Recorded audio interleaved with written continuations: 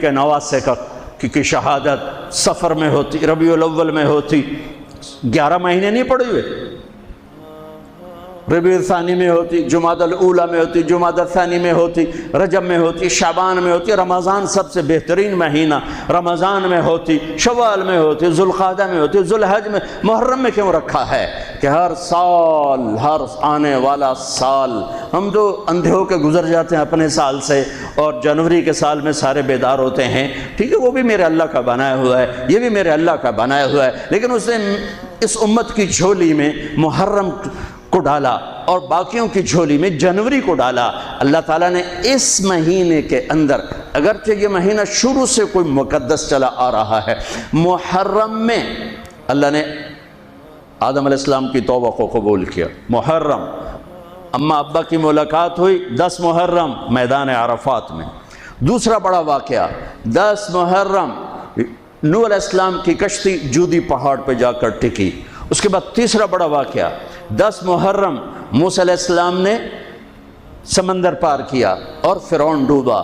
چوتھا بڑا واقعہ 10 محرم یونس علیہ السلام مچھلی کے پیٹ سے باہر نکالے گئے اور اللہ تعالیٰ نے ان کی حفاظت فرمائی۔ ایک پوری فہرست ہے، میں نے آپ کو 3-4 سنا دیے، اور پھر اس سب پر چھا گیا میرے نبی کے نواسے اور پورے خاندان کی شہادت۔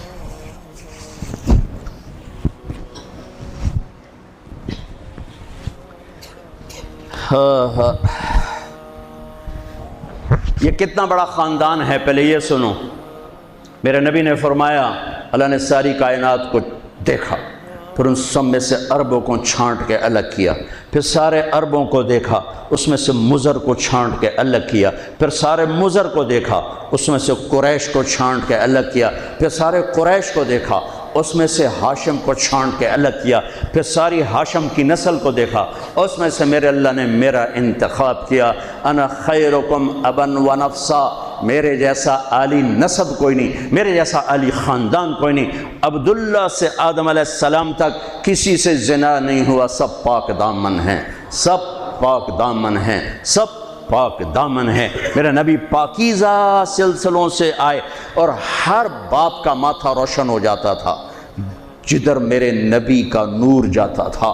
ایک دن آدم علیہ السلام کے 10 بیٹے تھے، شیث علیہ السلام سے آپ کا سلسلہ نسب آدم علیہ السلام سے ملتا ہے، ان کا ماتھا روشن تھا۔ آدم علیہ السلام کہنے لگے، بیٹا تیری پشت میں ایک امانت ہے جو تیرے باپ سے بھی زیادہ قیمتی۔ وہ کہنے لگے، ابا بیٹا باپ سے زیادہ قیمتی، وہ کیسے؟ کہا تو اس امانت کی بات کرتا ہے، تجھے اس کی امت بتاؤں؟ امت ابھی ہمارے آنے میں 10,000 سال پڑے ہوئے ہیں، 10,000 سال، اور آدم علیہ السلام فرما رہے ہیں، بیٹا اس ہستی کو چھوڑ، اس کی امت کا بتاؤں؟ کہا جی بتاؤ۔ کہا میں نے ایک خطا کی، میرے کپڑے اتار دیے۔ وہ ہستے اس کی امت روزانہ خطائیں کریں گے، اللہ ان کے کپڑے نہیں اتارے گا۔ میں نے ایک خطا کی، مجھے بیوی سے جدا کیا، وہ سارا دن گناہ کریں گے، اللہ ان کی بیویوں سے انہیں جدا نہیں کرے گا۔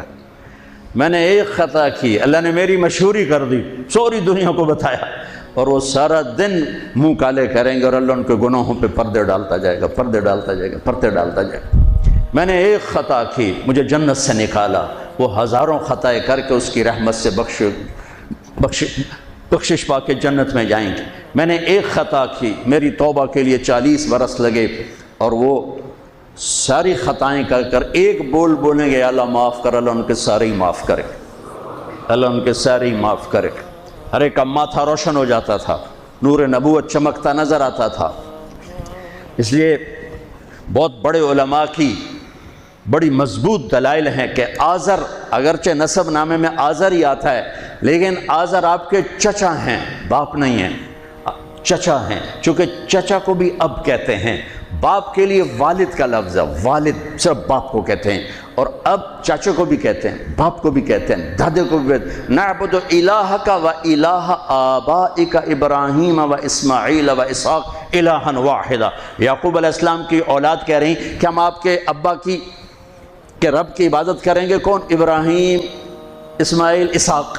ابراہیم دادا، اسماعیل چاچا، اسحاق والد۔ وکان ابوہما صالحا، وہ میں نے دیوار سیدھی کر دی کہ ان کا باپ نیک آدمی تھا، ساتویں پشت کا دادا، اس کے لیے اب کا لفظ استعمال ہو رہا ہے، اب کا لفظ استعمال ہو رہا ہے۔ اور ابراہیم علیہ السلام بیت اللہ بنانے کے بعد دعا مانگ رہے ربنا اغفر لی ولوالدی۔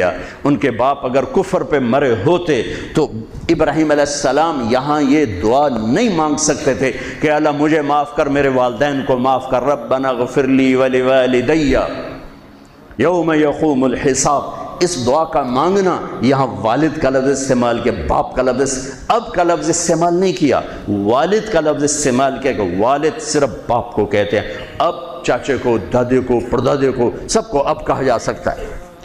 تو بڑے بڑے علماء کی رائے ہے کہ آپ کی نسل میں کوئی بت پرست نہیں آ سکتا، سب یا دین فطرت ہے یا ایمان ہے، یا دین فطرت بھی ایمان ہے کہ بت پرستی سے پاک ہیں۔ آپ نے کہا سعید بن زید کے والد تھے زید بن نفیل، تو اللہ کے نبی کے آنے سے پہلے انتقال کر گیا۔ وہ بیت اللہ سے ٹیک لگا کے بیٹھا، کہتے ارے قریش، اللہ کی قسم یہ پتھر کے بت ہیں، نہ نفع دیتے نہ نقصان، یہ اس کائنات کے مالک نہیں ہو سکتے، اس کائنات کا کوئی مالک ہے پتہ نہیں کون ہے، پر کوئی ہے مجھے پتہ ہوتا میں اس کی پوجا کرتا۔ تو آپ نے سعید بن زید عشرہ مبشرہ میں سے 10 بڑے ٹاپ 10 صحابہ، ابو بکر جنتی، عمر جنتی، عثمان جنتی، علی جنتی، طلحہ جنتی، زبیر جنتی، سعد بن ابی وقاص جنتی، عبد الرحمن بن عوف جنتی، ابو عبیدہ جنتی، سعید بن زید یہ جنتی۔ تو آپ نے کہا سعید میں تیرے باپ زید کو جنت میں دیکھتا ہوں، تیرے باپ زید کو میں جنت میں دیکھتا ہوں کہ وہ بت پرستی سے بیزار رہے، تو میرے نبی کی نسل کوئی بت پرست نہیں آ سکتا جو آپ کی شان اور آپ کا مرتبہ ہے۔ آپ کو سب سے عالی، اگرچہ محدثین آذر کا نام لکھتے ہیں اس میں، لیکن اب یہ تو قیامت کا دن ہی پتہ چلے گا، لیکن وجدان یہ کہتا ہے، دل کا یقین یہ کہتا ہے کہ میرے نبی کی نسل پاکیزہ ہے، ماتھے پہ نور نبوت آتا ہے۔ ہاشم بازار سے گزر رہے ہیں اور آگے یہودی عورت آپ کو دیکھتی مدینے میں، وہ کہتی ہاشم ایک رات گزارو گے میرے ساتھ، ایک رات گزارو گے میرے ساتھ؟ وہ فرمانے لگے میں عزت دار سردار آدمی، تو مجھے برائی کی دعوت دیتی، یہ کیسے ہو سکتا ہے؟ وہیں ان کی شادی ہو گئی حضرت سلمہ بنو نجار میں، جو عبد المطلب کی والدہ۔ 3-4 دن گزرے تو وہ عورت بازار میں ملی، تو آپ نے کہا کہ بی بی تو مجھے گناہ کی دعوت دیتی ہے تو شادی کر لے، وہاں تو شادیاں کثرت سے کرتے تھے، شادی کر لے۔ اس نے یوں دیکھا، کہنے لگی ہاشم مجھے غلط نہ سمجھو، میں بہت عزت دار ہوں، عزت دار ہوں، میں نے تیرے ماتھے پر آخری نبی کا نور دیکھا تھا، میرا جی چاہا وہ میرے پاس آ جائے، لیکن وہ تو سلمہ لے گئی، مجھے کوئی حاجت۔ دوسرا واقعہ آپ کے والد مبارک کے ساتھ پیش ہے، حضرت عبداللہ رضی اللہ تعالیٰ عنہ کے ساتھ پیش آیا۔ آپ بازار میں جا رہے ہیں، ایک عورت نے آپ کو دیکھا، کہنے لگی عبداللہ تیری جان بچنے پہ 100 اونٹ لگے تھے، 100 اونٹ، تو 100 اونٹ میں دیتی ہوں، ایک رات میرے ساتھ گزار لے، ایک رات۔ نور نبوت دیکھا تھا، نہیں میں عزت دار آدمی ہوں، میں یہ نہیں کر سکتا۔ بالکل دادے والا واقعہ پیش آیا۔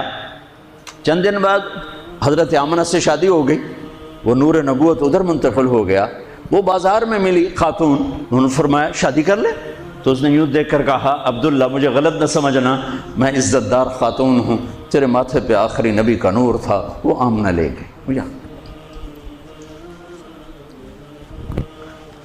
محمد بن عبداللہ بن عبد المطلب بن ہاشم بن عبد مناف بن قصی بن کلاب بن مرہ بن کعب بن لوی بن غالب بن فہر بن مالک بن نضر بن کنانہ بن خزیمہ بن مدرکہ بن الیاس بن مدر بن نزار بن معد بن عدنان بن عود بن حمیسہ بن سلامان بن عوس بن بوز بن قموال بن عبی بن عوام بن ناشد بن حزا بن بلداس بن یدلا